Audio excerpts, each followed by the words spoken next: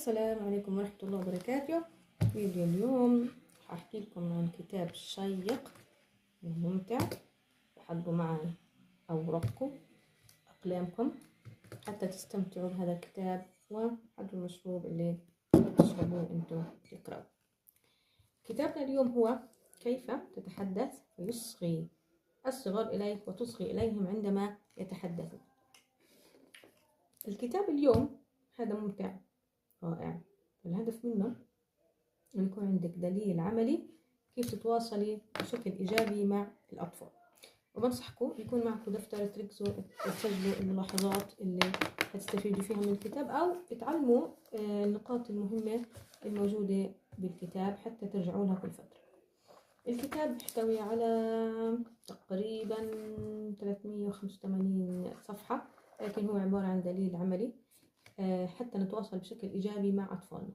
كيف نتحدث معهم بطريقة تخليهم يستمعوا إلنا ويشعروا بأنه إحنا بنفهمهم من دون صراخ أو استخدام العنف معهم. في سلوكيات صعبة تكون موجودة عند الأطفال. هون في هذا الكتاب بيعلمنا كيف نستخدم عبارات حتى إحنا نستطيع أن نتخلص من هاي السلوكيات الصعبة. أهم شيء بهاي العبارات أنها بتشجع الطفل وبتركز على مشاعره وبتدعي إلى التعاون. إذن الهدف من هذا الكتاب هو بناء علاقة قوية قائمة على الاحترام والثقة المتبادلة بين الطفل وأهله.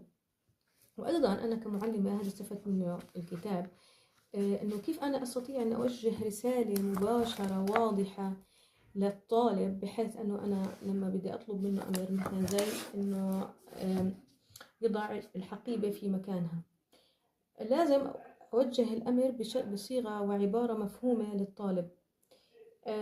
كمثلا الحقائب موضوعة على في مكانها المخصص، الكتاب داخل الشنطة.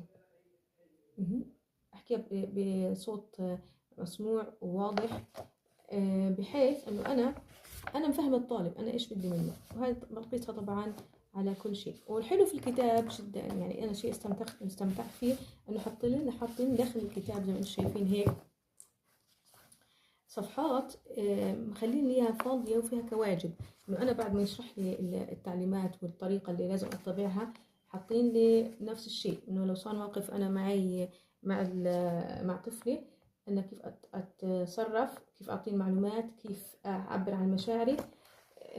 رائع الكتاب. وكمان الجميل فيه إنه في صور زي ما أنتم شايفين. هاي الصور بيكونوا حاطين له الإشي مثلا إنه كيف